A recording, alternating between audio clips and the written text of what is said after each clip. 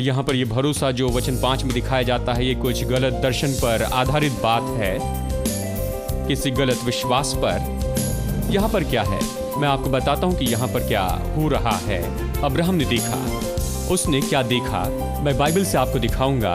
उसने देखा अपने बेटे इसहाक को नहीं, लेकिन यीशु जो उसके वंश से आएगा वो मुर्दों में से जिलाया जाएगा।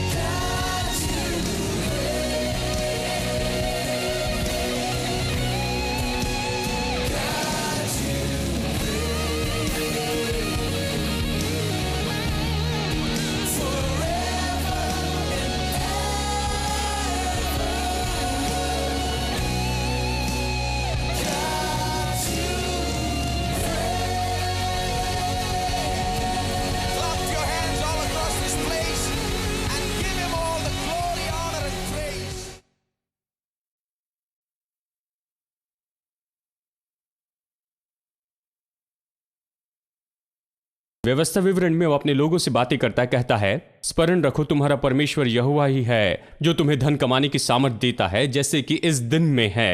वो ये नहीं कहता कि भविष्य में धन कमाने की सामर्थ देता है, पहले ही तुम्हें धन मिल गया है, परमेश्वर ने ये तुम्हें दिया है, इसे तुम याद रखो। कहता जहां परमेश्वर ने इसे दिया है, परमेश्वर ने उन्हें धन क्यों दिया है? क्योंकि वो उसके लोग हैं, क्योंकि उसने अब्राहम से प्रतिज्ञा की थी कि वो बड़ा धन लेकर निकलेंगे, बड़े धन से वो उन्हें आशीषित करता है। ये परमेश्वर की इच्छा है। देखिए, आपको एक दूसरे के साथ तुलना करना है। ऐसे ही परीक्षा भी, एक जगह कहता है परमेश्वर ने अब्राहम की परीक्षा की, याकूब 1:14 कहता है परमेश्वर किसी की कोई परीक्षा नहीं करता। तो कौन सी बात सच है? दोनों भी सही है, इसका सही अर्थ लगाना होगा। परीक्षा ये जो शब्द है इसका कई तरीके से अनुवाद किया जाता है। देखिए, इसका मतलब है परीक्षा करना, जांचना या साबित करना। इस संदर्भ में उपयोग हुआ है अलग अलग जगह पर कि परीक्षा करे, जांचे और साबित करे, और इन सभी का अलग अलग संदर्भ होता है और हालांकि एक समान ही दिखाई देते हैं। परीक्षा करना, जांचना, साबित करना सामान्य एक ही अर्थ है, लेकिन इसमें फर्क है। चलिए उदाहरण के लिए परीक्षा, यानी कहिए मैं अभी वाचा के बारे में सिखा रहा हूं और कहिए कि अगले हफ्ते वाचा के बारे में कोई परीक्षा हो। खैर चिंता मत करें, मैं नहीं लूंगा। मैं नहीं चाहता कि आप सोचें कि परीक्षा होगी और आप अगले हफ्ते एब्सेंट रहें। कोई परीक्षा नहीं, मैं परीक्षा पर विश्वास नहीं करता। ठीक है, तो कहिए अगले हफ्ते मैं आपको परीक्षा दूं। मैं परीक्षा क्यों देता हूं? मैं वो ढूंढना चाहता हूं जो मैं नहीं जानता हूं। मैं क्या नहीं जानता? मैं ये नहीं जानता कि क्या आप संदेश को समझे हैं, जो भी मैंने सिखाया क्या आप उसे समझे हैं, क्या मैंने प्रभावी रीति से सिखाया। मैं कैसे जानूंगा? केवल परीक्षा के द्वारा इसे जानूंगा। आपको परीक्षा देकर देखूंगा ये कैसा है, तब मैं अपनी सिखाने की योग्यता को जांचूंगा और आपके सीखने की योग्यता को जानूंगा कि कितना सीखे हैं। इसलिए परीक्षा दी जाती है, ये एक बात है। साबित करना ये एक और बात है। साबित करना सामान्य रूप में परीक्षा जैसे है, लेकिन ये तो इसका बड़ा अलग अर्थ हो सकता है। उदाहरण के लिए अगर आप मिलिट्री में जाते हैं, वो आपको अलग अलग ट्रेनिंग में रखते हैं, जानते हैं कि बंदूक चलाएं, टैंक चलाएं, जानते हैं हर तरह के अलग अलग साधन देते हैं। तो कई महीनों की ट्रेनिंग में से जाते हैं, मुश्किल ट्रेनिंग से जाते हैं, और फिर ट्रेनिंग के बाद फिर वो आपको युद्ध भूमि में भेजते हैं। ठीक है, मतलब वो आपको युद्ध भूमि में भेजते हैं। वो क्यों भेजते हैं? इसलिए नहीं भेजते कि आपकी परीक्षा लेके क्या आपने सीखा है या नहीं। क्योंकि आप वहां पर परीक्षा नहीं लेते हैं।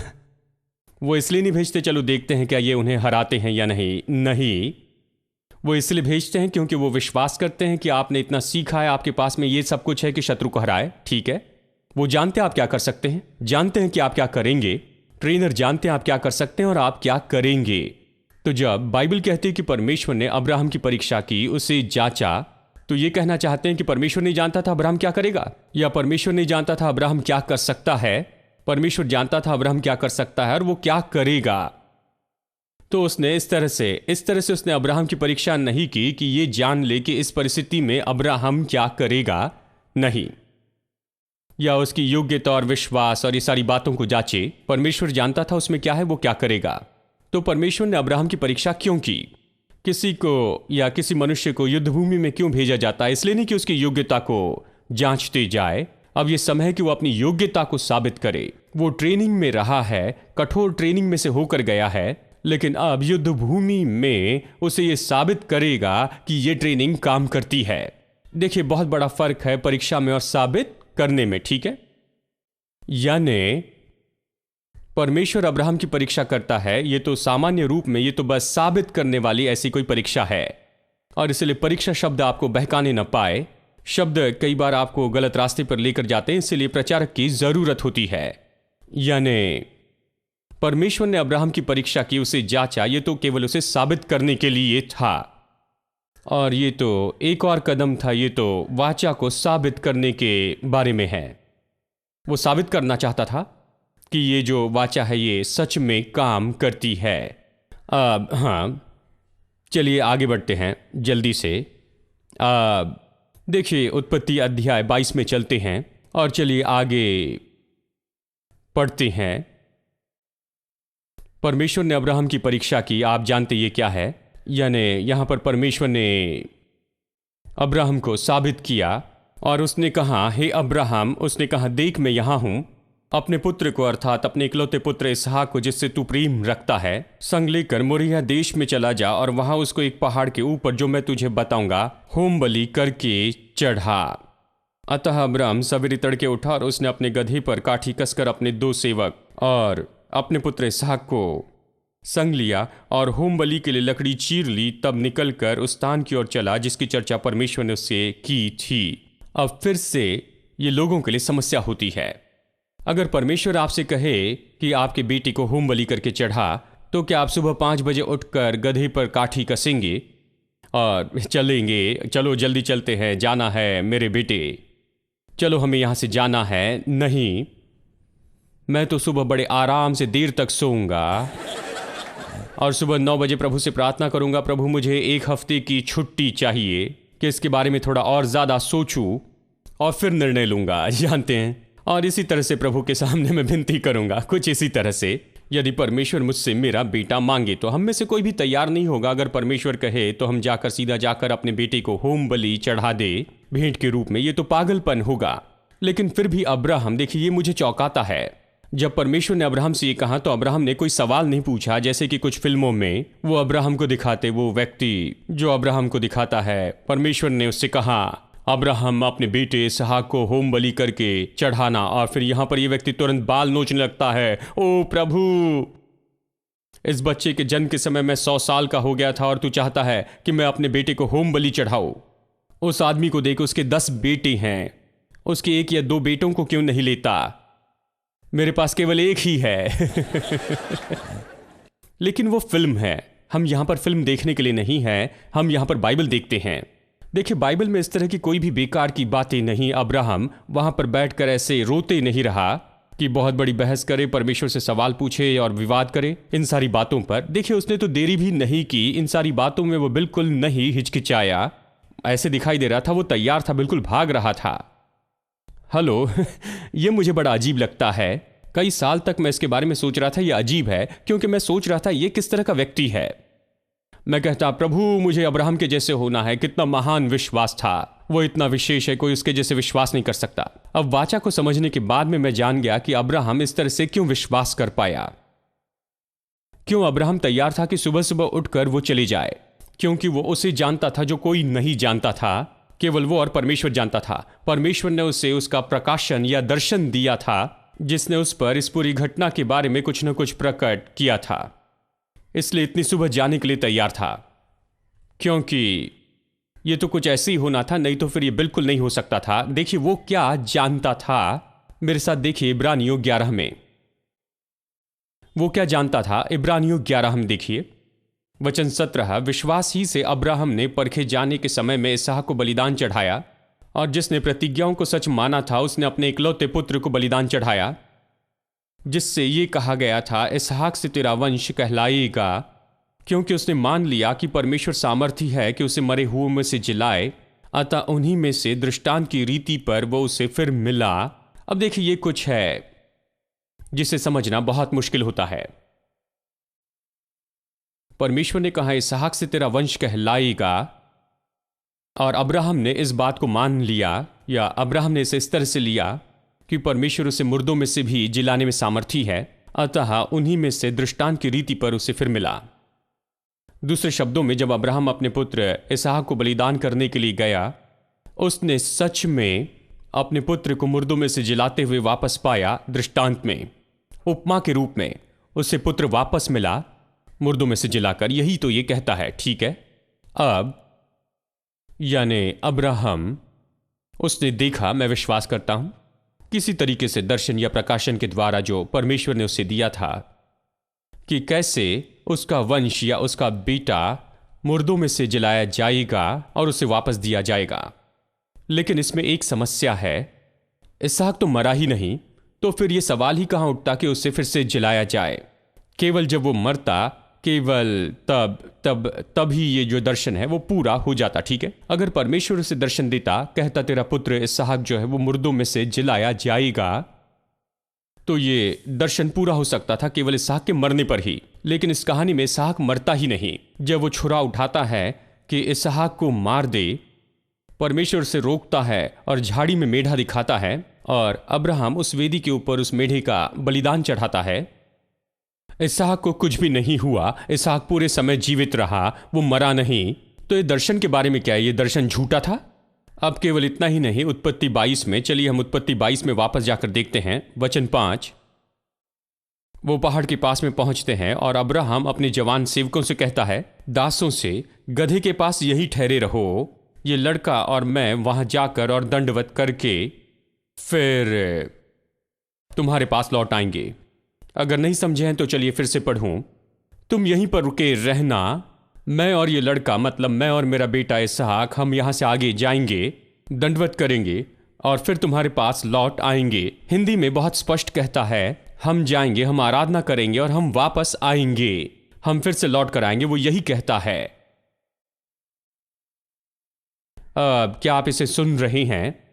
अब्राहम पहाड़ के तले पर खड़ा है, तैयार था कि पहाड़ पर चढ़े और जाए अपने बेटे को बलिदान चढ़ाए होम बलि के रूप में। वो अपने सेवकों से कहता है, यही रुको, मैं और मेरा बेटा जाकर आराधना करेंगे, हम वापस आएंगे। किस अधिकार से वो यहां पर ये कहता है कि वो जाएगा और आराधना करके वापस आएंगे? वो कह सकता था, मेरे बेटे को आखिरी बार देख लो, ये स्वर्ग में जा रहा है। जानते हैं, जिसने अब तक नहीं देखा, अच्छा है कि तुम आकर इसे देख लो। वो यहां फ्यूनरल सर्विस करता जीवित बेटे के लिए, क्योंकि वो मरने वाला था। ये वहां पर जाकर इसे होम बलि के रूप में चढ़ाने वाला था। पर वो कहता है, तुम यहीं रुको, हम जाएंगे, आराधना करेंगे और वापस आएंगे। वो इसके बारे में इतना निश्चित था। किस कारण उसने कहा कि वो जाएगा बेटे के साथ में और बेटे के साथ में वापस आएगा? निश्चितता कौन सी थी? देखिए, वो सबूत बताता है कि वो बेटे के साथ वापस आएगा। निश्चित बात कौन सी थी? शायद आप कहेंगे, परमेश्वर ने दिखाया कि तुम्हारा बेटा जीवित होगा। उसका बेटा मरा ही नहीं, तो क्या वो दर्शन गलत था? और यहां पर यह भरोसा जो वचन 5 में दिखाया जाता है, यह कुछ गलत दर्शन पर आधारित बात है, किसी गलत विश्वास पर। यहां पर क्या है, मैं आपको बताता हूं कि यहां पर क्या हो रहा है। अब्राहम ने देखा। उसने क्या देखा, मैं बाइबल से आपको दिखाऊंगा। उसने देखा अपने बेटे इसहाक को नहीं, लेकिन यीशु जो उसके वंश से आएगा, वो मुर्दों में से जिलाया जाएगा।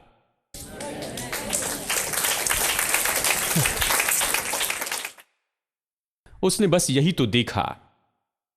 बाइबल कहती है कि यीशु अब्राहम के वंश से आया। गलातियों अध्याय 3 में, चलिए इसे पढ़ते हैं, इसके बारे में कोई संदेह ना हो। अध्याय 3 वचन 16, अतः प्रतिज्ञाएं अब्राहम को और उसके वंश को दी गई।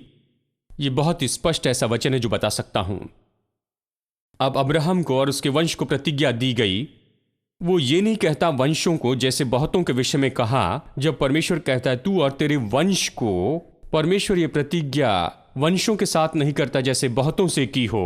दूसरे शब्दों में, जब प्रभु कहता है ये प्रतिज्ञा तुम्हारे लिए और तुम्हारे वंश के लिए है, उसने ये नहीं कहा वंशों के लिए, तो उसने क्या कहा? वंश, एक वचन, बहुत से लोगों के लिए नहीं, लेकिन एक व्यक्ति के लिए। यानी परमेश्वर की प्रतिज्ञा केवल यहां अब्राहम और उसके वंशों के लिए नहीं, यानी बहुत से लोगों के लिए, कि लोगों का बड़ा समूह हो या फिर लोगों की बड़ी पीढ़ी हो, नहीं। अब्राहम से और बस एक और व्यक्ति से, वंश से। अब ये वंश कौन है? गौर से सुनिए। जैसे बहुतों के विषय में कहा, पर जैसा एक के विषय में कि तेरे वंश को, और वो मसीह है।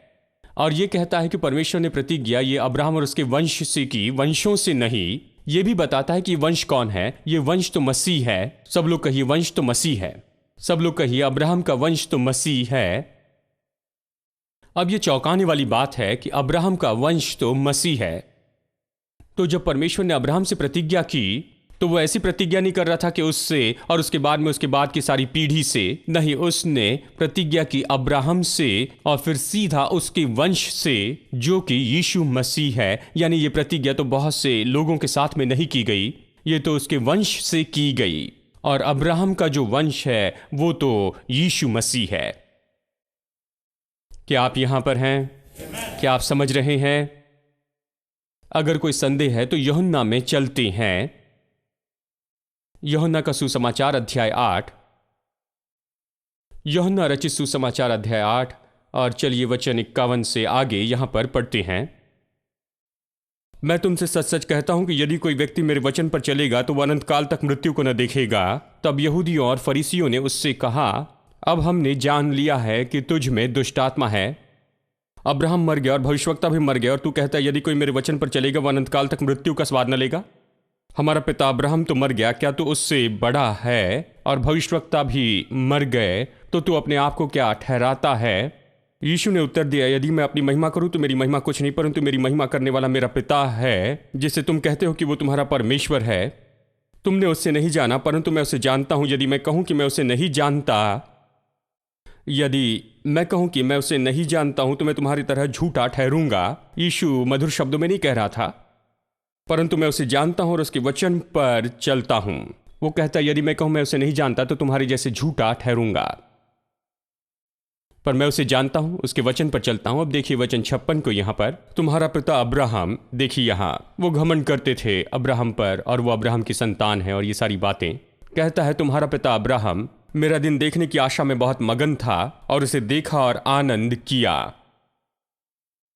सही अनुवाद कहता है कि सच में अब्राहम आशा कर रहा था कि वो मेरे दिन को देखे, और अंत में मेरे दिन को उसने देखा। अब्राहम के दिनों में जब अब्राहम जीवित था तो उसने यीशु के दिनों को देखा। ये खास करके बता रहा है यीशु की मृत्यु और उसका पुनरुत्थान। वो दिन इस खास घटना के बारे में बताता है। तो वो कहता है अब्राहम ने मेरे दिन को देखा और वो उसमें आनंदित हुआ, क्या तुम ये नहीं जानते? तो वो चौंक गए। तुम कहते हो अब्राहम ने तुम्हारे दिन को देखा, तुम अभी जन्मे हो हाल ही में, और अब्राहम तो इतनी पीढ़ी पहले आया था, उसने तुम्हारा दिन देखा। वो कैसे तुम्हारा दिन देख सकता था? यीशु क्या कह रहा था कि अब्राहम ने उसके दिन को कब देखा। उसके दिन को कब देखा मैं आपको ये बताऊंगा।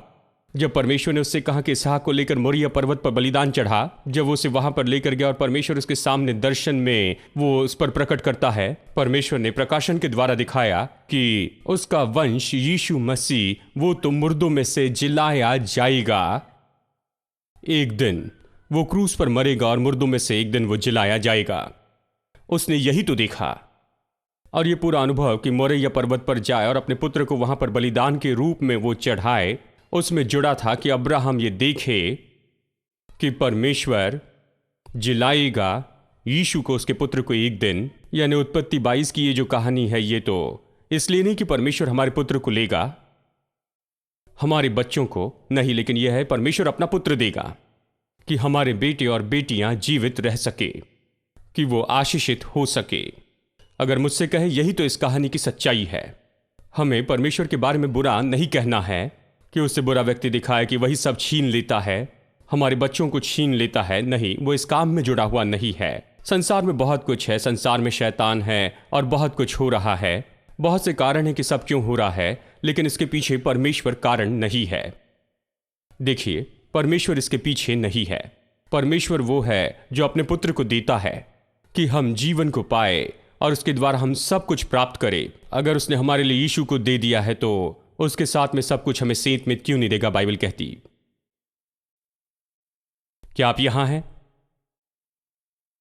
समय खत्म हो रहा है। चलिए एक आखिरी बात को देखते हैं, फिर संदेश खत्म करेंगे। मैं बहुत सी बातें कहना चाहता हूं, लेकिन उसे हम अगले हफ्ते में देखेंगे। ये पूरी बात कि अब्राहम अपने पुत्र को देता है, ये बहुत ही दिलचस्प कहानी है और इसे प्रकाशन के साथ देखना जरूरी होता है, और हमने आज यही तो किया है। यह परमेश्वर का प्रेम दिखाता है। ये वाचा का व्यक्ति था अब्राहम, और हम परमेश्वर के वाचा के लोग हैं। केवल यीशु मसीह अब्राहम का वंश नहीं है। देखिए, प्रतिज्ञा की गई थी अब्राहम से और उसके वंश से, केवल एक व्यक्ति से। हमारे बारे में क्या हमारे लिए कुछ नहीं है? बाइबल कहती है गलातियों 3:29 में, अगर आप मसीह में हैं तो फिर आप अब्राहम के वंश हैं। सब लोग कहिए, मैं मसीह में हूं इसलिए मैं अब्राहम का वंश हूं। आप और मैं मसीह में हैं। यानी ये प्रतिज्ञा जो मसीह से की थी वो तो हमारे बदले में मसीह से की गई थी। मसीह यीशु हमारा प्रतिनिधि था। शायद अगले हफ्ते मैं आपको बताऊंगा, यीशु मसीह हमारा प्रतिनिधि मनुष्य था वाचा बांधने के समय। परमेश्वर ने यह अद्भुत वाचा हमारे साथ में नहीं बांधी, लेकिन हमारे प्रतिनिधि यीशु मसीह के साथ में उसे से बांधी। जब दो जनजाति आपस में वाचा बांधते हैं तो सभी लोग वहां पर नहीं आते हैं। उनकी जनजाति में से एक प्रतिनिधि को चुना जाता है, और परमेश्वर ने यीशु मसीह को हमारे प्रतिनिधि के रूप में चुना, मनुष्य के प्रतिनिधि के रूप में, इसलिए उसे शरीर दिया और उसे संसार में लाया। यीशु हमारा प्रतिनिधि हो गया। मैं खुश हूं कि वो हमारा प्रतिनिधि है, हम में से कोई एक नहीं। अगर हम में से कोई एक प्रतिनिधि होता तो पता नहीं हम कहां पर फंसे रहते, क्योंकि हम प्रतिज्ञा निभाने में अच्छे नहीं हैं। हम जो कुछ भी करते हैं उसमें अच्छे नहीं हैं। जो कुछ भी हम वादा करते हैं कि हम इससे करेंगे, हम उसमें देखिए असफल होते हैं, क्योंकि हम मनुष्य हैं। आदम चूक गया तो परमेश्वर ने इसे दूसरे मनुष्य के हाथ में नहीं रखा, उसने इसे अंतिम आदम के हाथों में दिया। अब और कोई आदम नहीं, अंतिम आदम जो कभी किसी काम में असफल नहीं हुआ, और वही तो यीशु मसीह है। उसने अपने पुत्र को मनुष्य के रूप में भेजा कि वो कभी असफल ना हो, वो मनुष्य जाति को नीचे नहीं गिरने देगा। उसने उसे मनुष्य बनाया, उसे मनुष्य का प्रतिनिधि बनाया, और उस मनुष्य से उसने वाचा बांधी। हेलो, उस मनुष्य के साथ में जो वाचा बांधी गई वो तो मेरी वाचा है, क्योंकि वो मनुष्य मेरा प्रतिनिधि है, वो मनुष्य आपका प्रतिनिधि है। हम उसमें हैं। क्या ये प्रतिज्ञाएं हमारी हैं? मैं कहता हूं ये प्रतिज्ञाएं हमारी हैं यीशु मसीह में और उसके द्वारा। और इसलिए बाइबल कहती है कि परमेश्वर की प्रतिज्ञाएं हाँ और आमीन में हैं हमारे प्रभु यीशु मसीह के द्वारा। कोई नहीं है, असंभवता नहीं है, यदि कोई बात ही नहीं, वो हाँ और आमीन में है, क्योंकि हम वाचा के लोग हैं, हम मसीह में हैं, हम वाचा में हैं। ये प्रतिज्ञाएं हमसे हैं क्योंकि हम मसीह यीशु में हैं और हम मसीह के हैं और इसलिए अब्राहम के वंश हैं।